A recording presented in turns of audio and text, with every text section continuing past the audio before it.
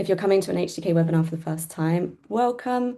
We run a webinar at the end of each month on different topics relating to digital marketing and websites in the arts and culture sector. So do take a look at our program on our own website to see if there's anything else that sparks your interest.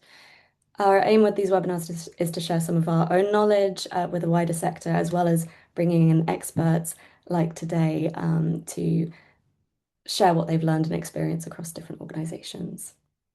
And if you also don't know anything about HDK, we are a B Corp digital agency based in London.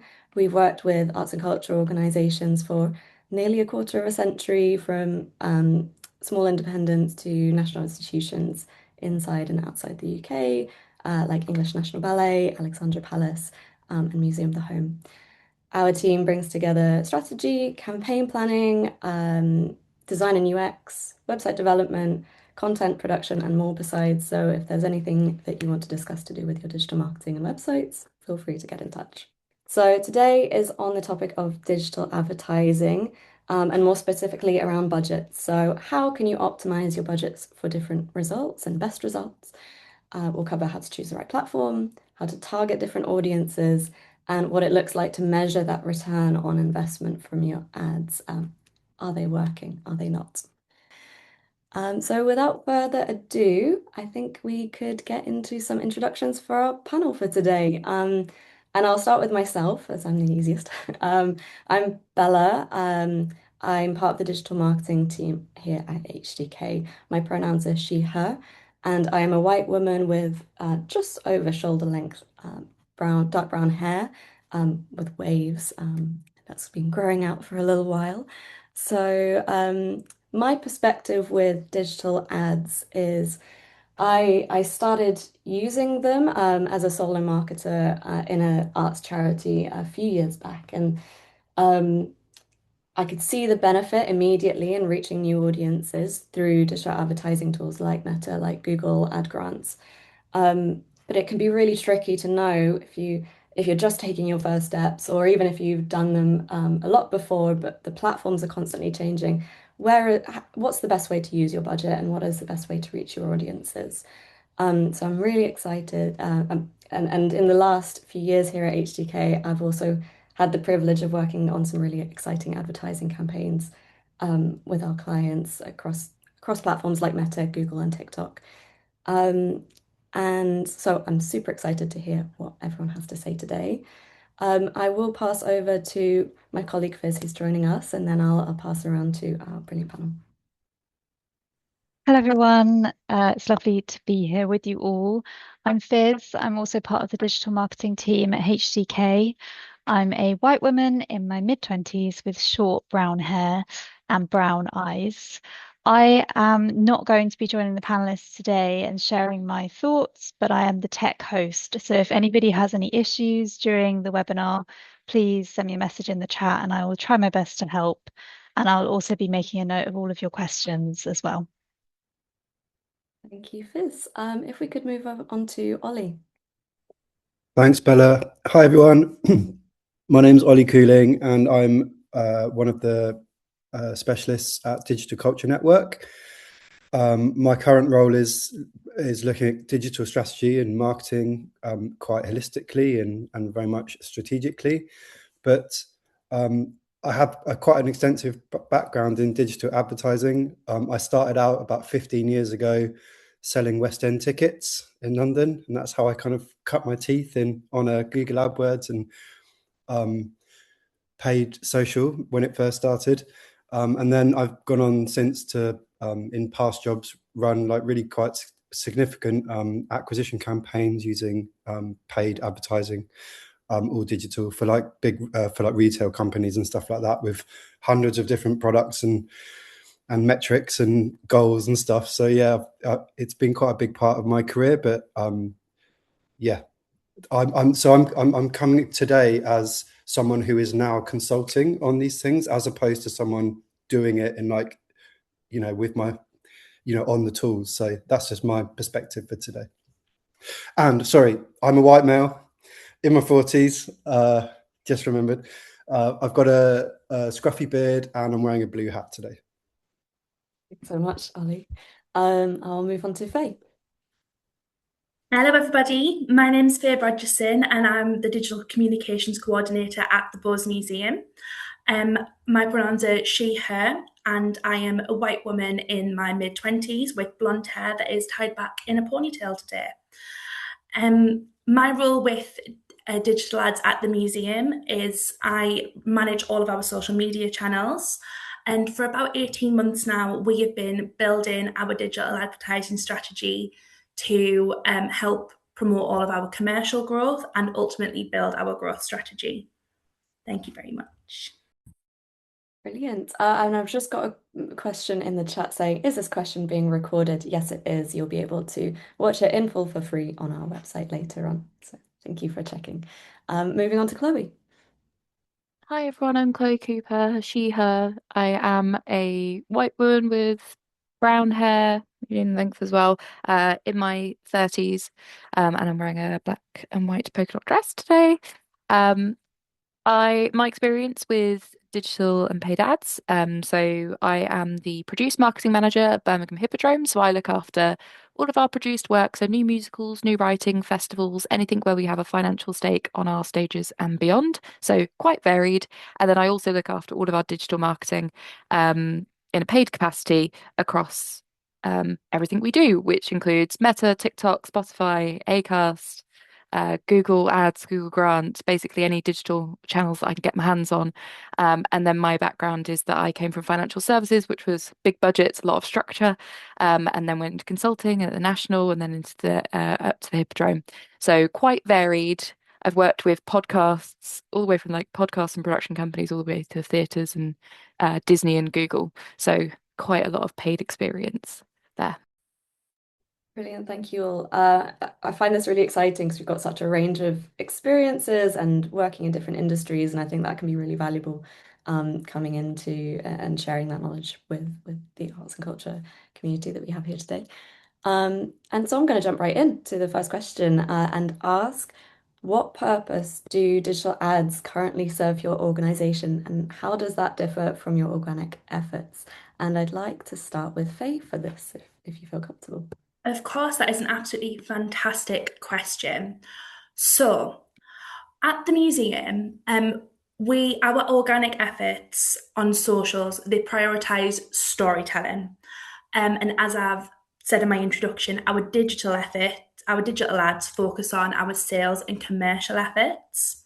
So we're not across every social media channel. We find that it doesn't work for us. Our audiences are primarily on Facebook and Instagram. So my experience is in meta advertising. So, in terms of our organic strategy, we're focusing on raising awareness and targeting for engagement, whereas our digital ads are target and sales driven. Within our whole social strategy, we have various content pillars. So, we have the collection, our exhibition program, our retail, our cafe. And I dedicate my ads budget to retail and large scale commercial events primarily, as well as our exhibition program. So, for example, we use digital advertisement to increase awareness for our exhibition program. At the moment, we are running an exhibition called Vivienne Westwood, Rebel Storyteller Visionary. So we used our digital ads to target an audience outside of our immediate area. And we also, as I said, for commercial events, so we have concert programs and we have a winter market, and we're using those digital advertisements to bring in a new audience for those programs. Thank you, Faye. Leading on from that, I think it would be great to hear from Chloe what you're doing at Birmingham Hippodrome, and what purpose do digital ads serve for you?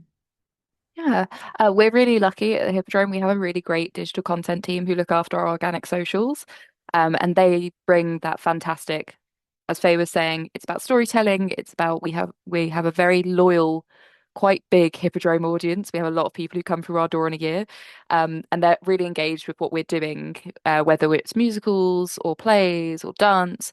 They're always interacting with us. Where paid social comes into the mix is we're trying to build those lookalike audiences of reaching people who do look like our organic audience, but maybe haven't engaged with the Hippodrome in a while because they might come for one thing and not the other. They might come for dance, but not musicals. They might come for the panto, but they're not coming to our studio. So it's about engaging them and educating them around the other offerings that we have. And then there's a secondary target there of it is just raising awareness for people who might not know about the Hippodrome. They might live in outer areas. We see people travel quite far to get to Birmingham is very central. So we see people coming from Manchester, London, from Wales, to experience the city. So it's about raising that awareness there of people who are traveling in, and digital marketing does a particularly good job of identifying those people who are traveling into the region, and driving that awareness. So that's really where uh, paid advertising is coming into its own. Great, thanks, Chloe. And I think the point about audience targeting and especially lookalikes is really interesting. We'll get onto that in point two. And so finally, Ollie, for the same question for you, but slightly tailored to maybe your work that you do as a consultant for the arts and culture sector. So what is your consultation currently focusing on? What's the purpose that people are coming to you for with their digital ads? Yeah, I mean, there's several reasons why an organization or individual might come to us to discuss how to get something over the line or how to optimize a current campaign setup. But just thinking back to Chloe and Faye's point about targeting and lookalike audiences and things like that, one of the things that we are certainly focused on from a consultancy point of view is obviously third-party cookies are being phased out.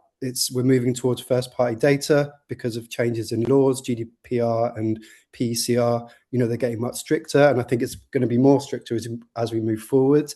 So looking at the first thing I do when I speak to someone is look at their terms and conditions. Do they have the right words in place to do the things they want to do? So central to any strategy or advertising paid strategy is the transparency around your intention for how you're using it and making sure there is that consent there. So things like lookalike audiences, have you got the right consent to be able to actually do that retargeting work? So yeah, I mean, there's like new opportunities. There's pros and cons with this, I suppose. Like, it's more about the information you're collecting from your own audiences. So an organization like Chloe, they have a huge database probably that they can lean into. So that's probably very helpful. Whereas maybe if you're trying to start out with a new audience, it's a bit more difficult, but you have to get around that with other tactics. But there's definitely pros, like, with first party data tactics, you do have more chance to convert those audiences because they've already interacted with your organization. So that's a positive. But on the flip side, it's a bit harder to get reach without third party cookies and that consent. And I think it's very well known that attribution in reporting is much more difficult now. You've got to look back as like a campaign as a whole, and instead of being able to kind of drill down into specifics like you used to be able to. So that's something that is a challenge, and we're trying to find ways around. My colleague James Akers, who's our data guy, he's amazing at that stuff. It's a bit beyond me now, but yeah, they're the kind of things we're talking about really at the beginnings of any work with another organization. Brilliant to hear, and I find it really interesting that that's the first thing you look at. We get people, organizations coming to HTK and asking, well, how can we use this data that we're collecting? And it's sort of like, what are your terms and conditions saying? Do you have the consent to use that? And I would really recommend that anyone who is thinking about doing that with their data, go to the Digital Culture Network. They have a lot of brilliant resources and some real experts there. And I think that leads us really nicely into the second question, which is around how do you decide where to spend your ad budget? And how are you currently targeting your organization's specific audiences? So I might start with Ollie, you again.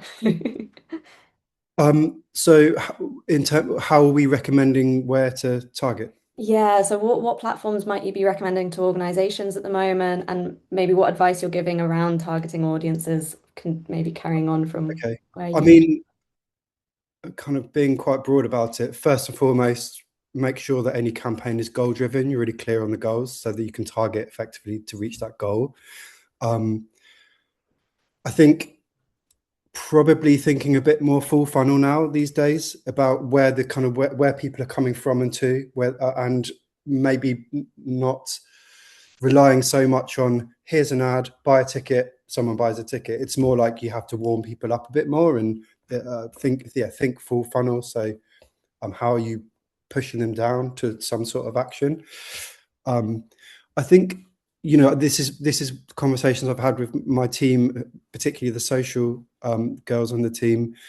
Like, obviously there's like, you're fighting with the scroll. Okay, you have to stand out in that endless scroll. So I think because of that problem or that challenge, thinking about what creative actually is going to be able to stop the scroll and get people's attention. So it's actually, maybe I'm a bit less platform focused or channel focused these days and more content focused, and thinking about the creative, thinking about A/B testing more to make sure that you've got the right message, the right image or asset or video that's going to do, you know, stop that scroll.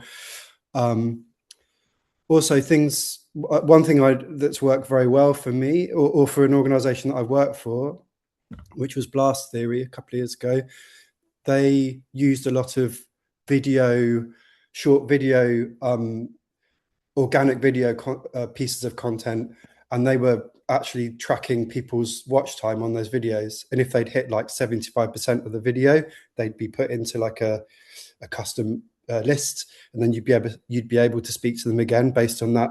They'd engage to a certain point. So that worked out really well, actually, as like a warm-up campaign to find people who were interested in what you were doing. So I suppose summarizing, I'm a bit less platform and channel focused at the moment. I'm a bit more thinking about the creative and how that's going to really get someone's attention. I think that's a shift that we've been really seeing over the last year or two, especially. So love to go into more detail on that as well. Maybe we can go to Chloe to talk about where are you spending your ad budgets at the moment, and how you're targeting your audiences. Yeah. So as I mentioned before, like it sounds like our mix is really varied. So we're running a lot of channels internally.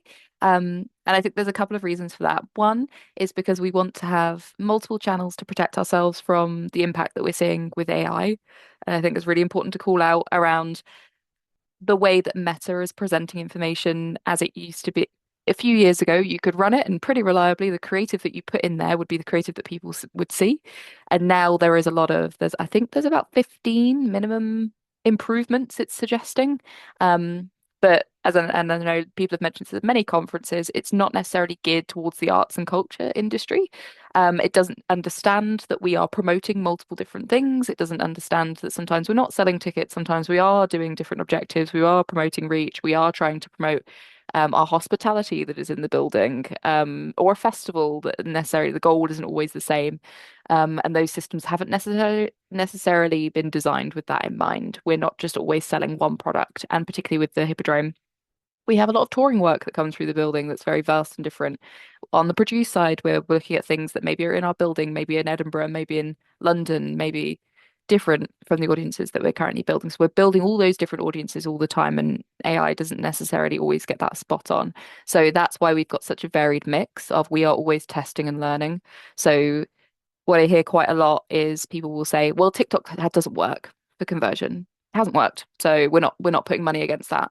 When actually, depending on the creative that you have available, depending on the audience that you're going after, depending on the show that you're promoting, it could work really well for you. And we have seen that with dance shows, for example, have been performing really well on TikTok. So it's about we build that view up of budget over the year, and we try to predict as much as we can how many tests that we can run within a year and how often we can introduce those different channels to see, is it working now? Is this that it only works at certain times of the year? Is it that it only works with certain types of content, certain shows, certain audiences?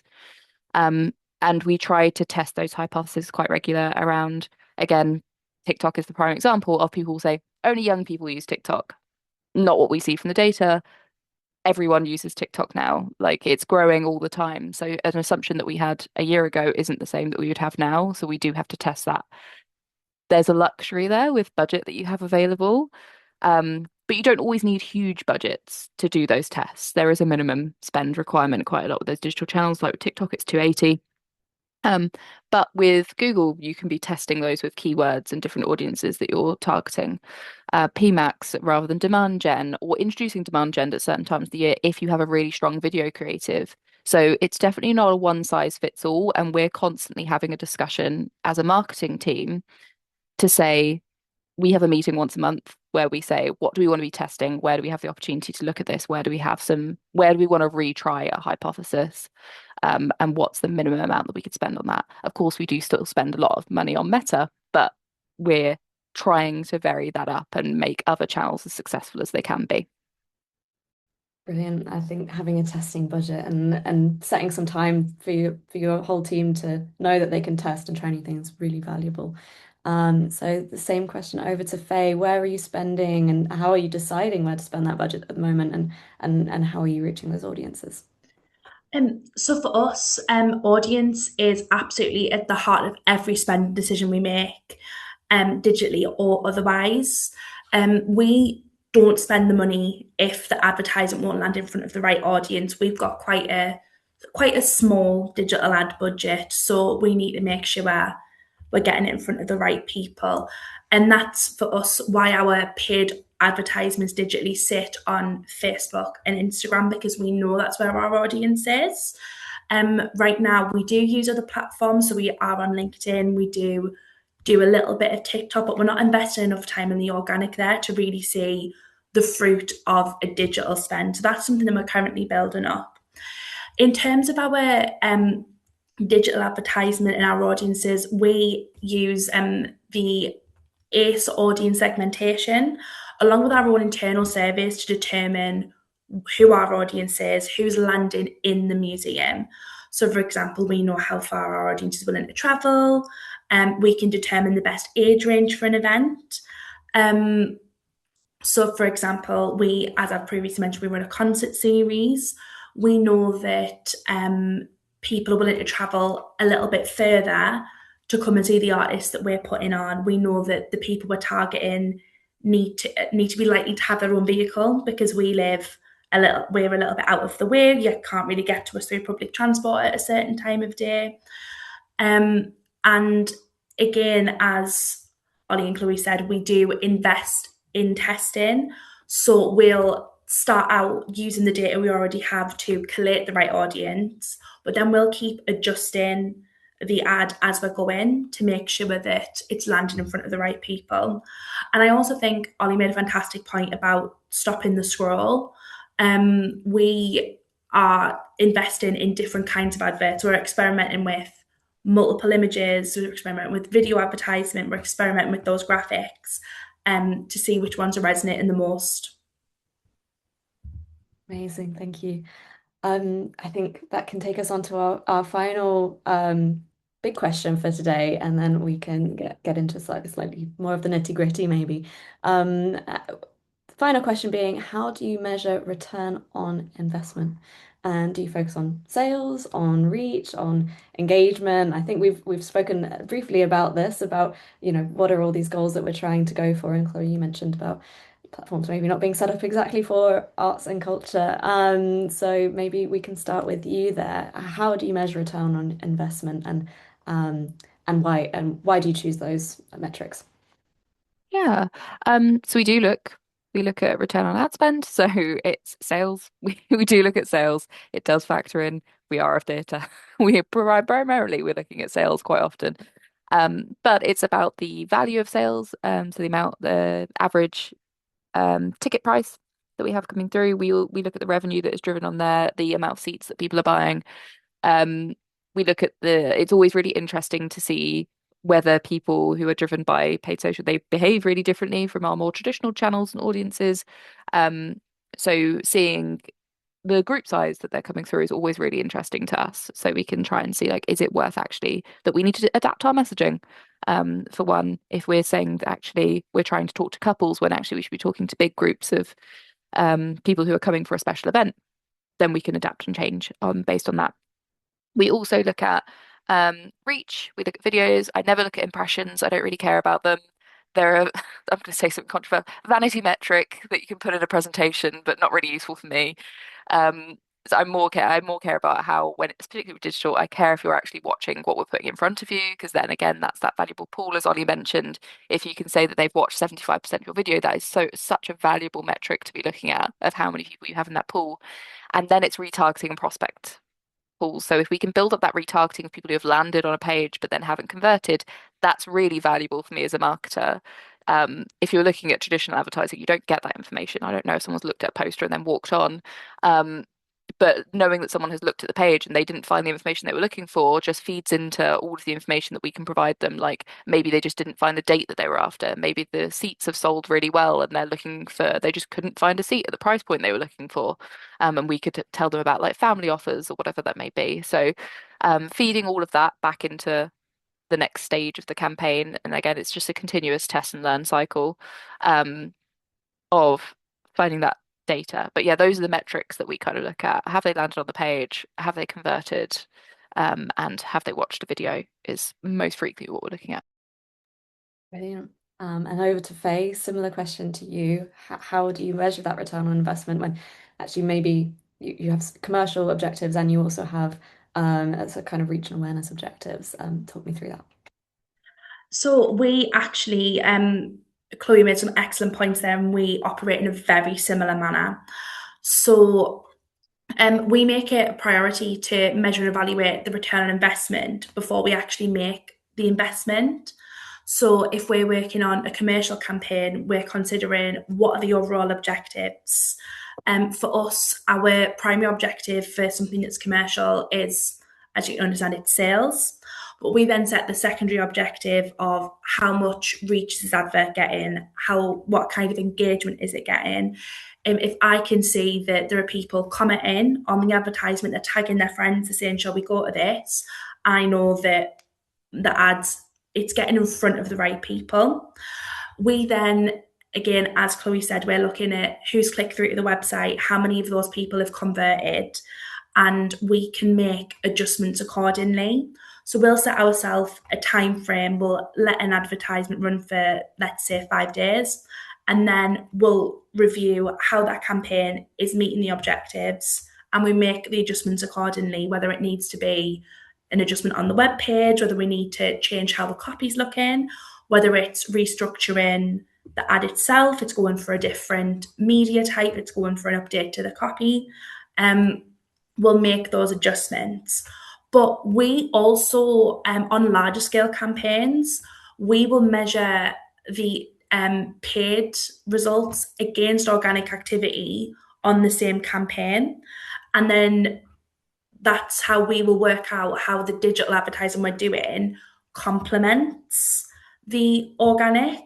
So for us, even in commercial campaigns, we keep that storytelling going through our organic efforts. And if the paid for advertisement isn't complementing that, if we're seeing much more engagement on our organic, we need to adjust our paid for accordingly. It's lovely to hear, and I think again ties into that theme of content and creativity and storytelling and building that through even while maintaining your sales objectives. So yes, finally to Ollie. At the Digital Culture Network, what do you recommend when people come to you about return on investment, and maybe what are some suggestions that you've recently made, and maybe what do you find affects those questions, those decisions? I think Chloe and Faye answered it brilliantly, to be honest, and I'm finding it hard to think of something to add to this conversation. But those two probably know about ROI and ROAS better than I do right now. So I guess just my approach would always be to make sure, is this driving meaningful behavior?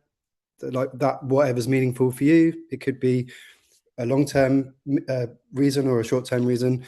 But I think, going back to kind of another point that I made about like any metrics that kind of aim to build relationships, I think at the moment is good, just because building relationships is a great strategy right now. it's more sustainable long term. One thing I just noted down that I thought might be an interesting way of looking at it is like any metrics that try and avoid like a set and forget attitude.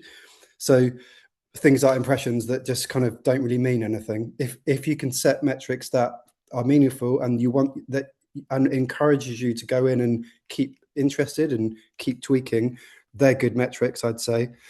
Like going back to my kind of retail days, cost of acquiring a customer, or CAC, it was a horrible word, but that was always the kind of hero metric that we would go after, making sure to like include all of the other costs that are outside of just your actual kind of campaign budget. So like my time, the production costs, so to build a really strong picture of what is this advert costing you, so it's very relative and linked to other business purposes.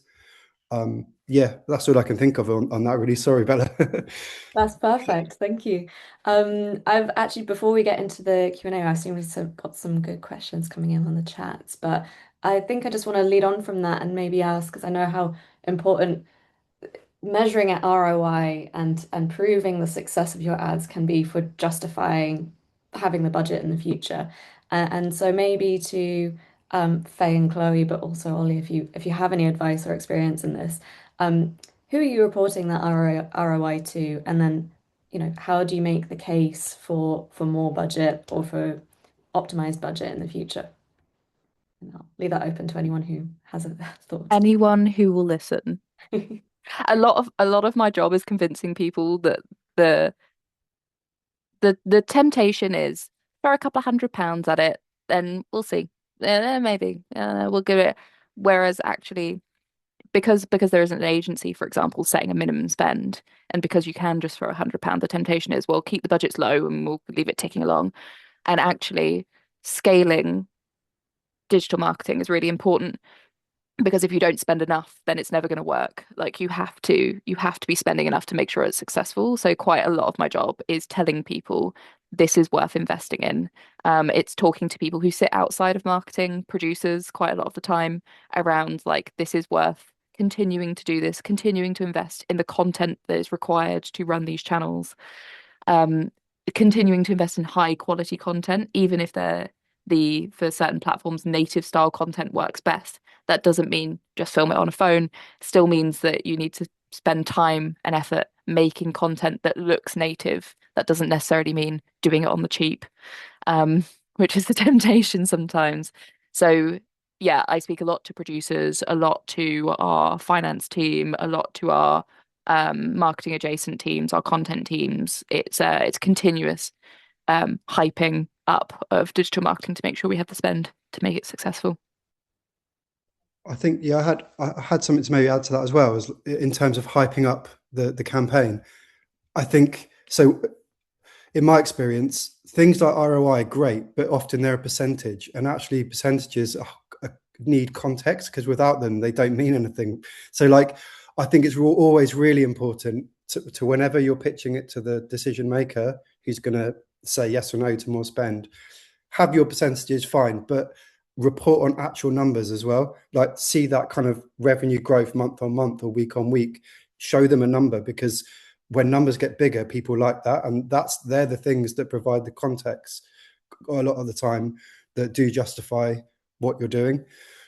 So just have a blend of percentages and actual numbers, I think is just a really good kind of tip, really. Great, thank you both. And we'll start moving on to some questions that we've seen in the chat as well. And where will I start? I think I will start with some questions on tracking and around audiences. So someone asked, do you have any advice for those who don't collect first-party data when the only data you have to analyze ad results is what's presented on Ads Manager and daily, weekly sales? Does anyone want to have a go at answering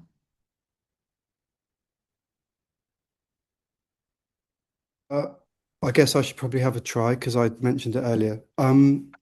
So, you are getting some data. Yeah. First, how do you get first-party data if if you're only using Meta. I would say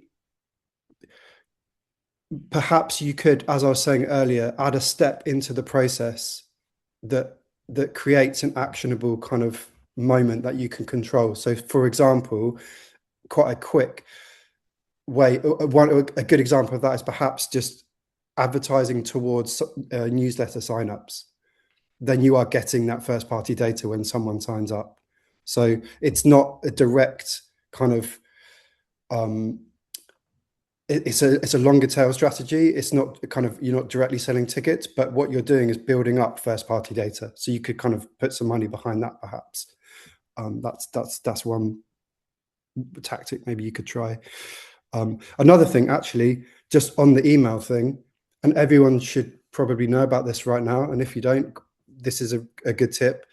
Soft opt-in on your ticketing pathway. They've just changed the rules on that so that rather than having to opt in to be part of the part added to your database, it's opt-in by default and people have to opt out. So if you're a charity, definitely look into the soft opt-in for charities, because basically it's a really quick win for building up first party data. Thanks, Ollie. Another question on tracking as well. How are you tracking who the actual customers are from conversions on Meta, e.g. groups, couples, etc.? And I think that's relating to something that Chloe was talking about. So I'm going to pick on you, Chloe, to answer. Yes. There are two ways of looking at it. So one way is pixels. So we have events firing on purchases so that we can track that back to have they come from specific campaigns. Quite often when we want to test whether couples or groups are booking, we'll build those ad groups and we'll say this is targeted at who we think are couples, here's groups, and then we can kind of prove that those people are coming through, and then we can see who's converting from where. And then we also track at the other end on we use Testura. So we can see that if we're running this campaign over a certain period of time, and it's linear tracking, so it's not fantastic, but we do on off. So we'll do a period of time where our ads are on, and then we deliberately turn them off so we can see the impact that is having, and then we'll run it again after a period of time. So we'll see the fluctuation in those group booking patterns when we are running those campaigns of whether it's couples or groups that are coming through. We can see that on the other side. So it's a mixture of pixels, and because I don't entirely trust pixels and what Meta is telling me, trying to verify that through the actions that we're taking on the other end. So hard when you can't trust the data that's coming to you. I know. It's so tempting to be like, well, that's what the dashboard's telling me, but I'm always constantly going, grain, pinch of salt there, particularly anything that Google tells you, because Google is like, well, we're converting the highest. I'm like, of course you'll say that you're converting the highest when we're looking at GA4. So it's always trying to use another point of data to verify that information, and then we build that picture up over time. And it feeds into my point earlier around like test and retest things at different times of the year on different campaigns on different shows and just see if that behavior changes and keep a track of that, because it's always tempting to, when we're all very busy, it's tempting to not keep a track of that interesting findings. But that's kind of why I look after it, so that I can be the one tracking that, and then I can give that information to the other marketing manager and our officers so that they can be making those informed decisions and they don't have to try and remember what we did 6 months ago on a specific show. Brilliant. And I'm on the theme of analytics. I feel like I'm on a roll here. So do you track analytics on a monthly or quarterly basis, or do you track campaigns or segment content for tracking, or both? Maybe Faye, you could talk to us about what you do. Yeah, of course. That's a fantastic question. We track our analytics on a monthly basis. So I track very specifically for my own personal records. And I break down all of my social metrics into what's been a paid metric, what's an organic metric, and ultimately feed that into other dashboards. I'm just going to remind myself of what the rest of the question is. Do you track analytics on monthly or quarterly? And then also, do you track campaigns or content metrics as well? Yes, we do that. So we evaluate every single campaign. As I said previously, we do evaluate our paid ads very consistently as we're going. But on the whole, when we finished a campaign, we evaluate, we feed that into the next one. Yeah, it was super important to bring those learnings into the future. So that's great to hear. Talking about budgets on Meta, someone asked, we advertise primarily on Meta and have quite limited budgets.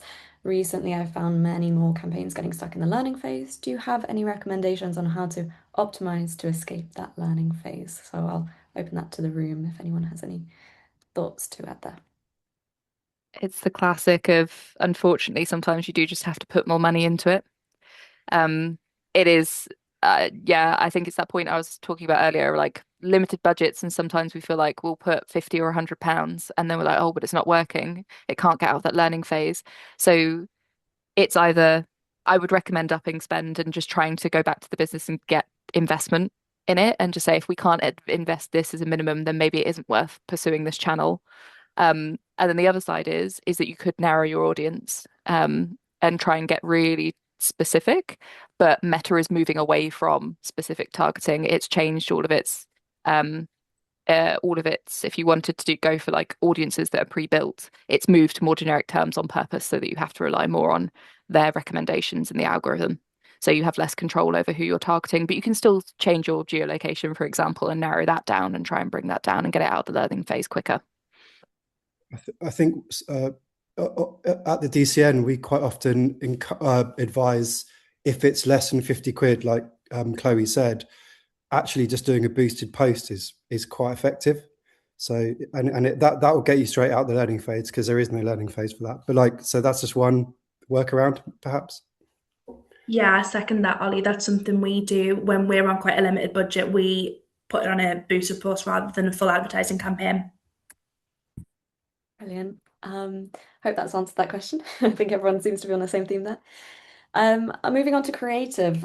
How do you make content look native when it's not cheaply produced? And what are the visual qualities of native content that you want to maybe emulate through an ad? Does anyone have any thoughts around creative assets in advertising? I can jump. Sorry, I was going to say I Yeah, can go, jump Chloe. in because Go, I think Chloe. this is maybe off the point that I made around TikTok and native content. So the I think the flip side is that when I say native content, I'm going to use an example actually. So Pulled in the New Direction, Adam's Family video that was released a few years ago, a few months ago when the tour was happening. Um, it didn't perform fantastically on Meta, because that's not necessarily the type that they were looking for. But it was one person performing in a warehouse. The camera is quite close. You can see their face quite quickly. They got into the singing quite quickly. It felt like something that would live on TikTok. Therefore, it did well. That was still produced by a team. That was a full setup, a day setup, but it's those elements that felt native to the platform. It was close up. You could see their face straight away. The content started straight away. There was no waiting around. It was very short. It was snappy. I think there were multiple edits of the same thing that were posted in quick succession. So it's learning those types of things that work well there and then translating that into a brief if you're working with a team, a production team, or if you do have a phone that can be, but doing a few takes of that in a day. It doesn't necessarily have to be, I've got to do it quick and away we go. But making sure the lighting looks right so it still feels quite premium and reflects the brand that you're trying to convey. But it has those elements that people are used to seeing. They're used to seeing someone talk and look directly into camera on TikTok, for example. Yeah, I'd also say, thinking about, we talked a bit about segmentation and audience segments and targeting. If you're clear of the motivation of that segment or that group, like a strong piece of copy will always cut through, if it resonates. So if in doubt, just say something really snappy and really poignant. And I think that will always cut through, in my opinion. Also, you can, if your advertising message is very clear and clearly aimed at a certain audience target or audience segment, actually what you're doing is filtering out unwanted cost per clicks by being very specific. So I've always thought that's a good little tip as well when it comes to creative. Brilliant. I think we maybe have time for one or two more questions. So Let's move on to talking about measuring success of ads again. And there's a question asking, when measuring the success of digital ads, we always get minimal conversions, but a lot of landing page views. What can we do to make this more balanced? How can we figure out where we're losing people? For example, a recent ad had 836 landing page views, but 0 sales. I'll open that to the floor again. I can definitely jump in on this. It's something that we've certainly experienced quite a lot. When we find that we're getting a lot of landing page views, but the conversion isn't there, the first thing we'll do is actually, rather than look at the ad, that we can see that the ad's probably doing its job because people are clicking through, they're wanting to learn more about what's going on. It tends to be something with the landing page itself in our experience. So we'll look at the structure of the copy on that page. We'll check that book now links are really obvious to the person landing. We know that they're not going to sit and skim loads of copy. They just want to go straight through. They want to see when it is, how much it costs, and how they book it. We'll also just make sure that the little technical aspects are all in place, that everyone can get through all the way down the funnel to the sales point. Once we've evaluated that, sometimes you do have to take consideration to external factors. Is it a case of when you're running an event? Is it the time? Is it just other things that factor into whether or not someone's going to make a purchase? That's a really good point around, like, you can lead a horse to water, but you can't make it drink sometimes. Like, you've got to sometimes you have to accept maybe this isn't the time to be putting that message out there. But GA4 in particular, we spend a lot of time looking where people are dropping out of journeys. And Faye's point there around, like, sometimes it is the booking path isn't optimized, or the copy isn't what they're expecting, or capacity isn't where it needs to be, and we have to accept that the cost per acquisition is going to be a little bit higher because we just don't have that many seats available. And the function that they've introduced on GA4 at the moment, where you can chat to it, I'm not a fan of AI, but I do enjoy that. It works really well. For sometimes it will give you some random insights, but sometimes it does give you some really, because GA4 can be quite complicated in the background, particularly looking where people are dropping out of journeys. It can give you some really valuable insights in there. So I'd encourage anyone who hasn't used that yet to give it a try, because it is really useful for trying to answer those really complicated questions where sometimes you just can't work out where people are disappearing. That's really useful, and then actually maybe ties into another question about tools. And so definitely agree, try out the AI tool on Google Ads. Are there any other platforms or plugins or tools that all of you might recommend for digital ads, whether that's creating analytics or social listening, and maybe top 3 of those if you want some guidance on the number?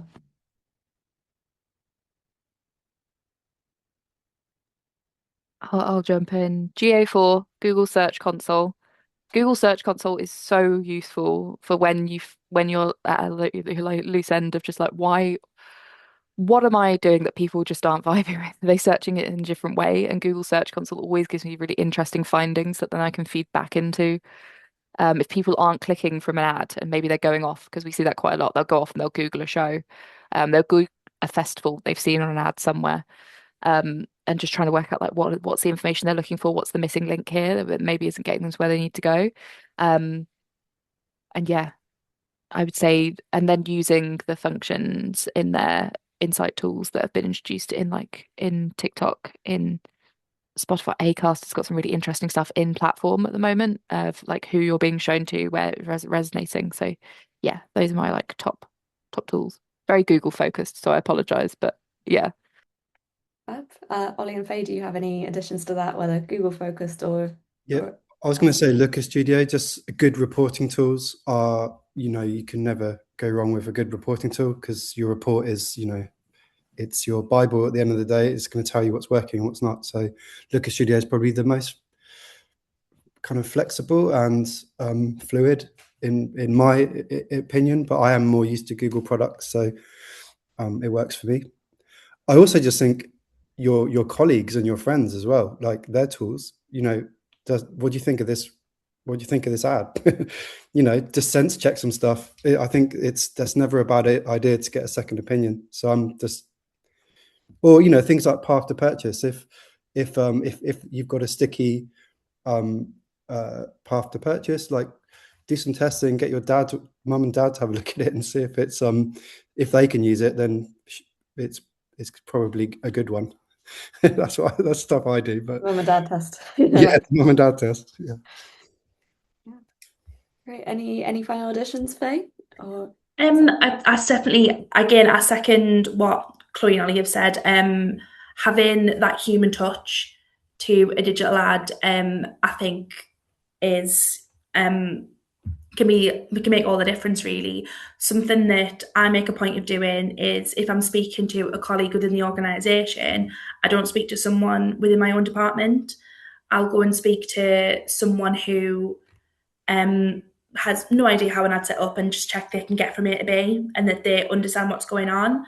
I'll also make a point of trying to connect with people who aren't particularly art engaged, especially if we're looking to target a new audience. I'll flick it in front of them, and if they say, "Oh, that looks really interesting," then I know that I'm pulling the right person.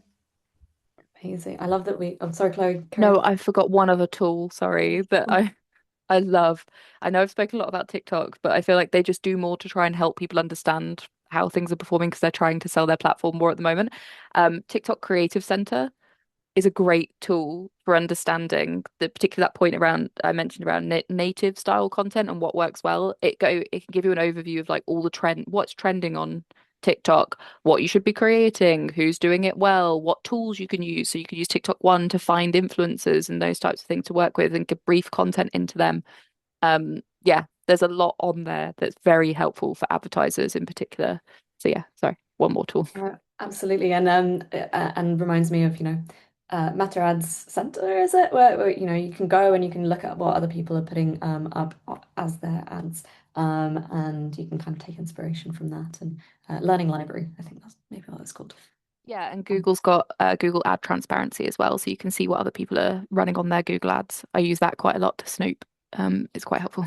It's inspiring. Great. Well, thank you, everyone. I think that takes us up to the end of time for questions, but it's been brilliant to hear all the advice and experiences that you've shared today. And I think some key points have been around storytelling and really using creative, making sure that content feels platform native, and make campaigns goal driven, use the platforms across full funnel, and lots of tips and tricks on analytics. So before we all leave today, we've got a survey, if you were able to fill that out. We'll pop that in the chat. I think Fizz will just put it in a second. Which So we have a survey that you can fill out to share your feedback on today. We'll also share the link for those action planning sessions that I mentioned at the beginning, where you can book a free one-to-one consultation with an HTK member of the team. And we also have a whole year of webinar program available to look at on our website if you want to book in for one of our next sessions. Very finally, we also have a monthly newsletter that is shared with what we've been looking at in the month, where we've been going, and what we've been reading. So do sign up to that as well. And I'll just give a moment. If anyone who's filled out the survey could pop that in the chat as well, that would be super helpful. Any questions that you want to ask following this webinar, whether that's to a member of the panel here or if it's to HTK, feel free to pop an email over to hello@wearehtk.com, and we can either answer it ourselves or make sure to direct it to the right person here. And I think all of our lovely panel are on LinkedIn, so do go and connect with them and ask them any questions. I'm sure they'll be happy to answer. Yeah, any final thoughts from our panel from today? I've learned a few things, so thanks a lot, guys. Yeah, it's been really interesting. Really interesting to hear how other people approach digital. So yeah, thank you.